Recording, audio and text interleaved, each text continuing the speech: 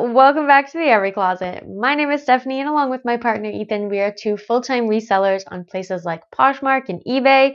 We resell clothing mainly from up here in Canada. Hit subscribe if you're Canadian or if you like Canadians. And in today's video, we're going to be starting a series that I'm pretty excited about. This series is going to be all about keywords. One of the main things when crafting listings that people have a hard time with. They don't know how to describe an item. They don't know like the technical fashion terms for things, or they don't know what words to add to like flourish at the end of their listings to like, all right, does this fit in to that coastal cowgirl thing? Does this fit into grandma core? We're going to go over pretty much all of them that I can come up with. We're going to split them into different videos though, or we'd be here forever, and I don't want to be here forever. I just want you to have nice bite-sized videos that you can learn from so you can level up your listings with using the proper trending and the best keywords. In today's video, we're going to be focusing on necklines. I'm just going to quickly say why it's good to have the correct term. One is if people are searching it, which is a huge thing. If someone's searching like, okay, I want a raglan sleeve shirt, and you have one, but you don't have it tagged as that, they're going to go buy someone else's who has it tagged as that. So that's helpful, but also it can be helpful for finding the item when you're trying, like you find something in the thrift store, you take it home, you're about to list it, so you try and look it up online, see what it retailed for, maybe find some stock photos. If you know the proper keywords, you can narrow down your search a lot better. If I'm looking for something with a Peter Pan collar, for example, which is something we're going to go over in this video, and I know that term, I'm more likely to find that as long as the brand also used that term. Please leave some comments down below of types of keywords that you're looking for in the future, and I will research them and do a video on it. There are a few I already have planned, like sleeves, knits and patterns. I'm also just going to do things that people might be looking for in search. So like work dress, office, formal occasion, keywords that you can add to your listings that people may have typed into search that can help your listings get more noticed. It can be very, very helpful to include it in your title, in your description, or in your keywords. So let's go into it. Transition. Let's go over the most basic of basic necklines, a round neckline. If you have a round neckline, it can be a few different terms depending on how deep the roundness is and where it's hitting you. The first term we're going to go over is crew neck. A crew neckline is a round neckline. It's quite high. It usually hits just above the collarbone, and so this neckline gives you sort of a shorter looking neck area and a larger looking chest area, which is often desirable for men's clothing. So a lot of men's basic t-shirts are crew neck t-shirts or sweatshirts. Personally, not loving crew necklines for myself for that reason. It's a very, very common neckline. It's considered pretty casual, and it's just a rounded, relatively high neckline. There is also a term called the jewel neckline. It is essentially just honestly like an inch below where a crew neckline would sit. It's something that you would find on women's clothing, on dresses or blouses, and it basically is called so because it says it would flatter showing off your jewels. So it's high enough. If you had like a little necklace there, that would be like the focal point of your neck area. It's basically a neckline to show off your necklaces or jewels in that area. And yeah, the jewel neckline is often seen in like formal attire or business wear. So you might see it if you have a clothes like that. It essentially means round neck or crew neck, and it usually hits like just below the collarbone. If someone says round neck as opposed to crew neck, usually it'd be dropped a little lower, just more of just like a very average rounded neckline. Another thing people might call a rounded neckline is a U neckline. If you picture the bottom of a C, that's more like a crew neck, and if you picture the bottom of a U, that's more like a U neck. It's quite simple in my opinion. In between a U neck and a crew neck, I would say a common term for something that's kind of in between those two is a scoop neck. So just, it's not particularly U-shaped, it's not particularly high up past your collarbone, but it's a rounded neckline. So those are the general terms for the rounded necklines, very basic. I'm sure you all already have heard a lot of those terms. Next, V-neck. So there are V-necks and they have all sorts of degrees of V-neck. You know, like I had multiple websites tell me that there's like a classic V-neck and then a medium V-neck and then a deep V-neck. And I was like, no, okay, it's a V-neck. Not no, okay, but like you really don't need that. I would say the two V-necks you need to know are just if it has a V neckline, and I would consider these V necklines, and versus a plunging V-neck. Or I think they also call it a décolleté V-neck, which just means it goes past a certain point, kind of around your sternum. These are very good examples of the plunging or the décolleté V-neck necklines on shirts, dresses, things like that. Another very basic one. I'm sure we all know the V-neck. Let's move on. Next, we have another classic neckline is the boat neck. So a boat neck is also quite high up on your neck, but it cuts much further across your shoulders. So like a crew neck goes right by your neck, and a boat neck is gonna go like this, like kind of almost hanging off your shoulders. Another term for this is bateau neck.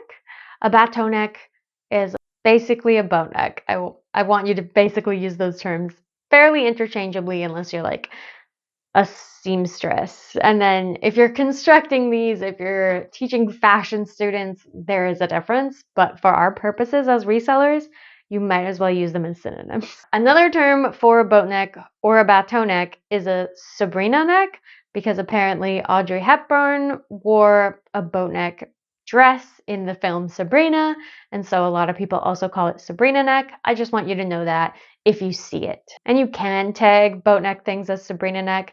There could be people looking for it. Who knows? There are lots of fans of Audrey Hepburn out there, but I would say that is the lesser known term for a boat neck or a bateau neck. A sub-brand of V-neck, because it usually makes a V, is a surplice neck. And this is a great keyword to know whether you're searching for an item, trying to find it, or describing it in your keywords. So a surplice neck, it means that there is one piece of fabric that goes under the other piece of fabric. Sorry, Mike. There would be like this. Do you see how it crosses over? One thing crosses over the other. Maybe my shirt's not the best example. Here's some good examples of surplice. They're often seen on wrap dresses or wrap style shirts. And if you see one piece of the neckline fabric tucking behind the other piece of neckline fabric from the other shoulder, it's a surplice neckline. Another classic neckline I'm sure you all know about is a square neckline. These have been quite trendy in recent months or years, and it's exactly what it sounds like. It's a squared off neckline. I don't think we need to spend much more time on it, but here's some examples. Wow. Another basic neckline that I think we might all know, but we're going over all of them, is the halter neck. On a halter neckline, the straps of the top connect together behind the neck, whether they tie together or they just connect up at the back of the neck, and they leave the shoulders bare. These, whatever their straps are coming from the neckline, tie behind your neck or come and join behind your neck.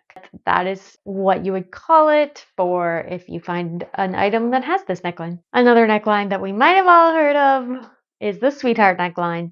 This is very limited to women's clothing. The edges come together and kind of makes like a little heart. This is often like on wedding dresses or even on blouses and stuff. If you have something with this neckline, try tagging it sweetheart neckline, as that is the most accurate way to describe it. Another super basic neckline is a collared neckline. That is actually the neckline I have today. It just means there's a collar.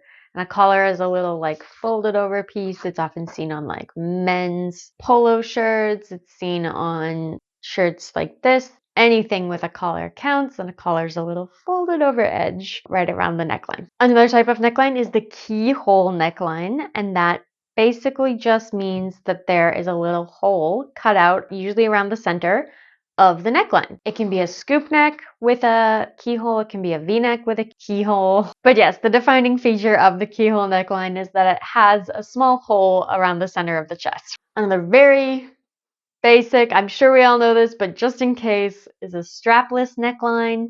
That just means there's no straps holding it up. I'm sure we all know what it is. It's like a tube top neckline. There are no straps. It just hugs around here and then goes down. There's nothing up on your shoulders, near your neck, anything of that. It is strapless.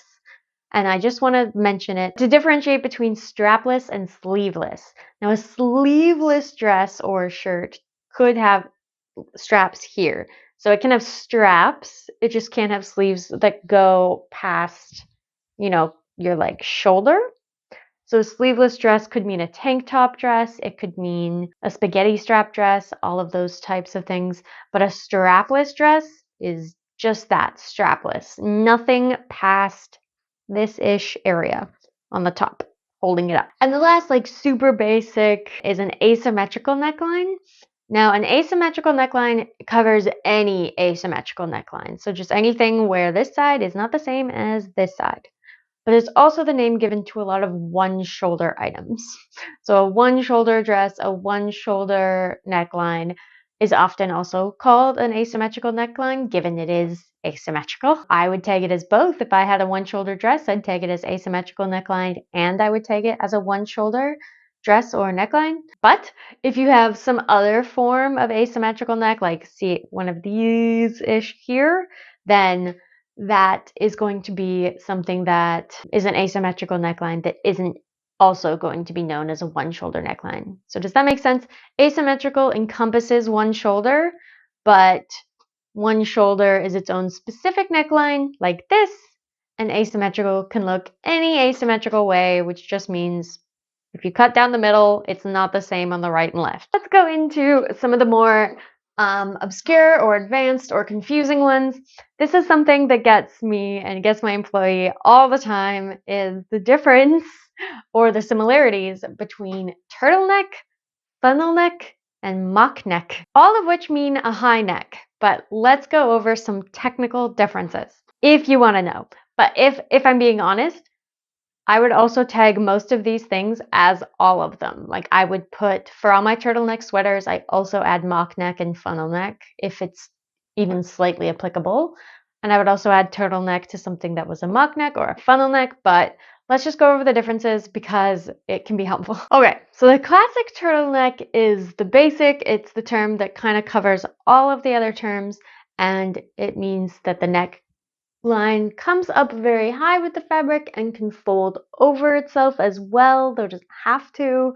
It comes up to the top of the neck and can fold over itself once or twice as well. This is seen on sweaters or shirts, often sweaters though. And the difference between that and a mock neck, so a mock neck essentially is a turtleneck just with less fabric. So a mock neck will never fold over itself, according to various sources on the internet. And also it can sometimes only go up like half the way of a turtleneck, so it won't go quite up to here. It'll be a little bit less. There are sources online that disagree on whether or not mock neck and funnel neck are the same thing. I'm gonna disagree. I think a funnel neck is slightly different. And I think the main thing is, so with a turtleneck or a mock neck, sometimes there can be an extra seam here separating the neckline from the rest of the shirt.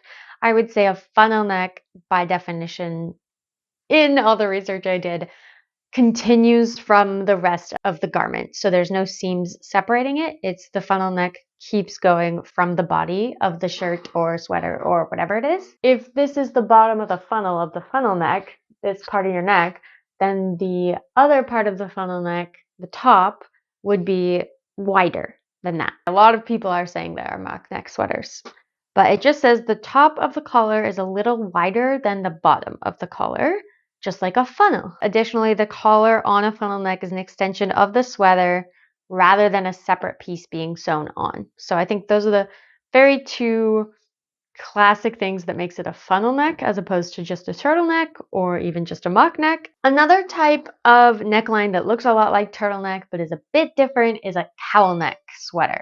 So when you have a cowl neckline, it looks a lot like a turtleneck when you have it on a sweater, but it doesn't look anything like a turtleneck when you have it on, say, a camisole, a dress, like spaghetti straps, anything not knit and chunky and sweatery. It's not going to look anything like a turtleneck.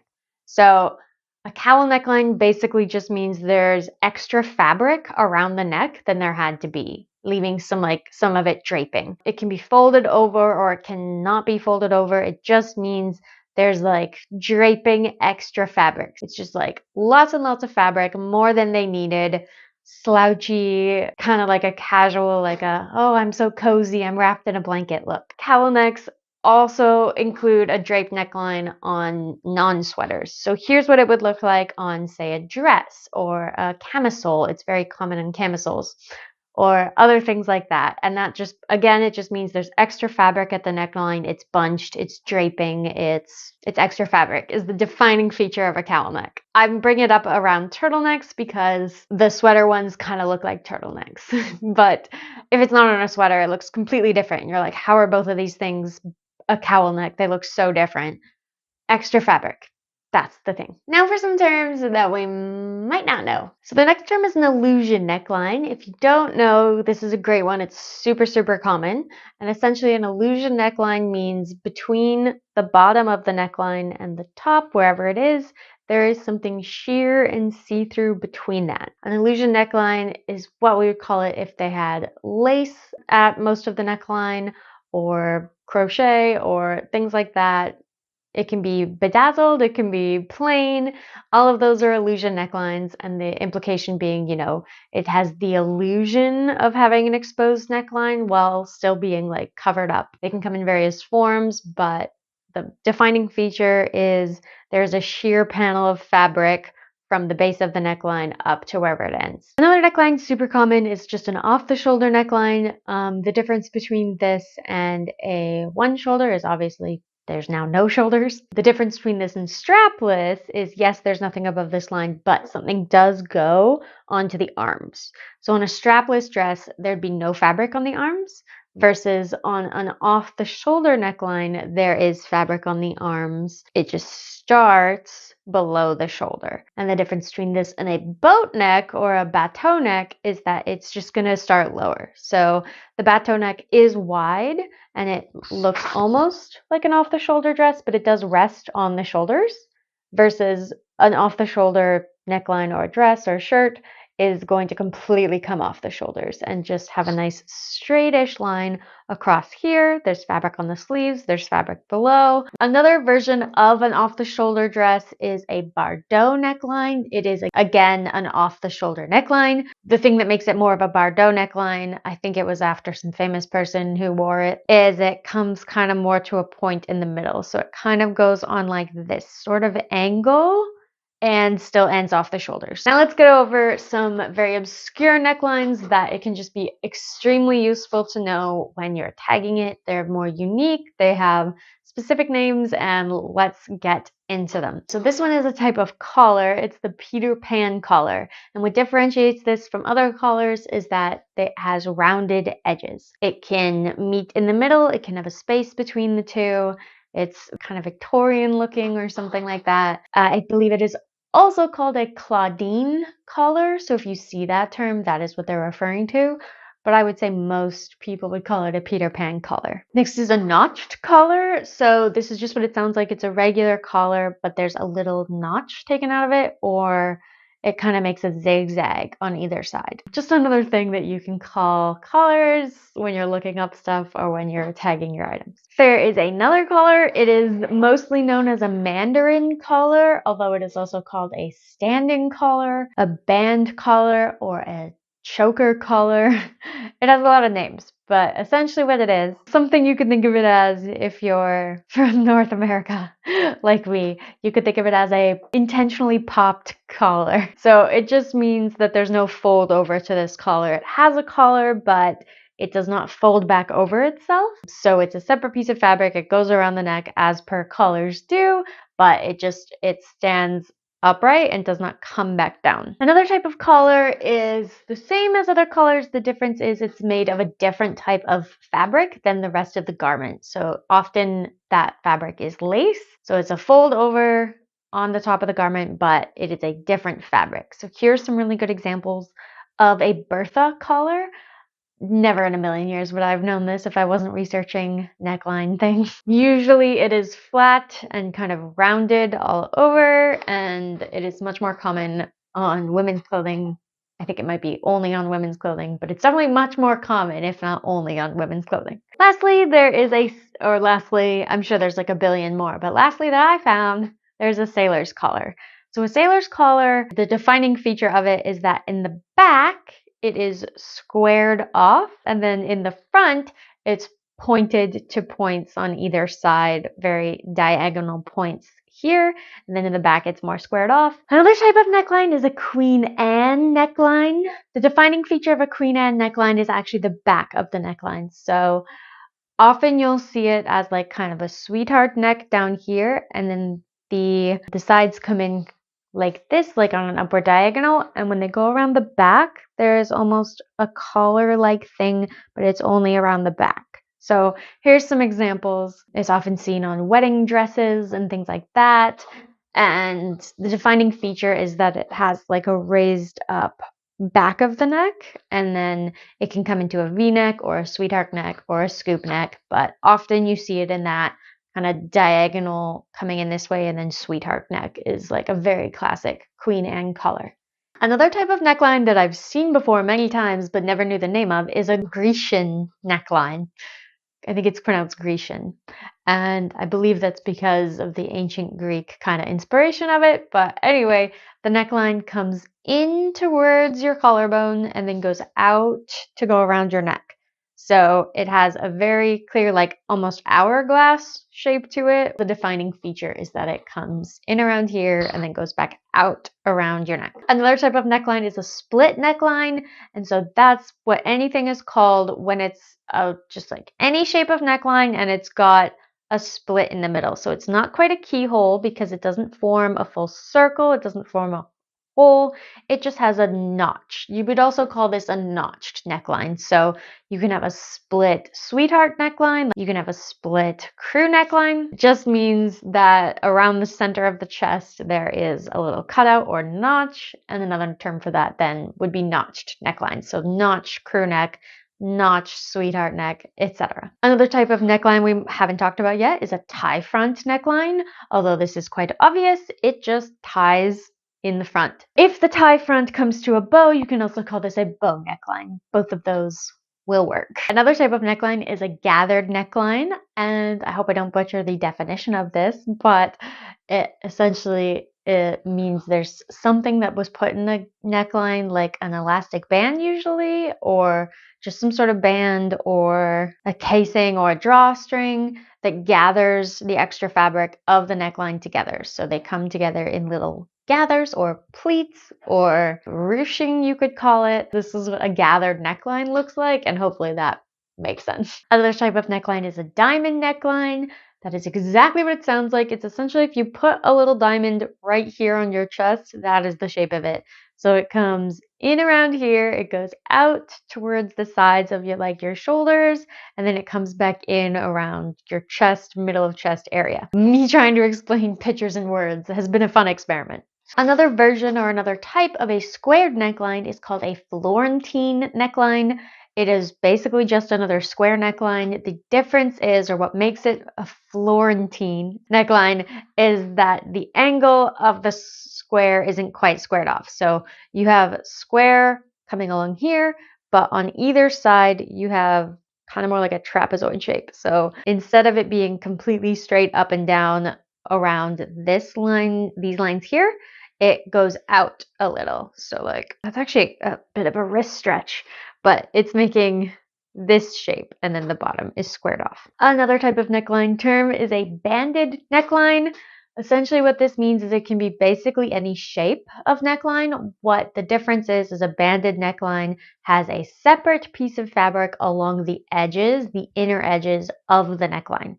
It can be the same color or a different color. It's just a different piece of fabric. So there will be a seam between the rest of the shirt or dress or whatever's fabric and the fabric that makes up the edges of the neckline. So that's why it's called banded. That was all the necklines we're going to go over. The very last term I want to go over is yoke. It is a separate piece of garment, almost always around the neckline, that is sewed to a more loose piece of fabric to help structure and support it. Straight from Wikipedia, this is what they say. A yoke is a shaped pattern piece that forms part of a garment, usually fitting around the neck and shoulders, or could be around the hips, to provide support for looser parts of the garment, such as the body of a shirt or a gathered skirt, etc. So there are yoke skirts, but what I mean in a shirt is these examples here, and it just means there's an extra piece of fabric up here, and what it's doing is shaping against the body to hold and like bear the weight of another piece of fabric that is hanging off of it, essentially. I just want you to know that term because it is a term, like a fashion term, which we'll be going over lots more of those, but this is one that specifically pertains most of the time to necklines. So that's why I wanted to bring it up in this video. So that was our neckline keyword video. Hopefully that helps you in your business. Hopefully when you're looking up a dress and you don't know what words to use to look it up, hopefully that helps you.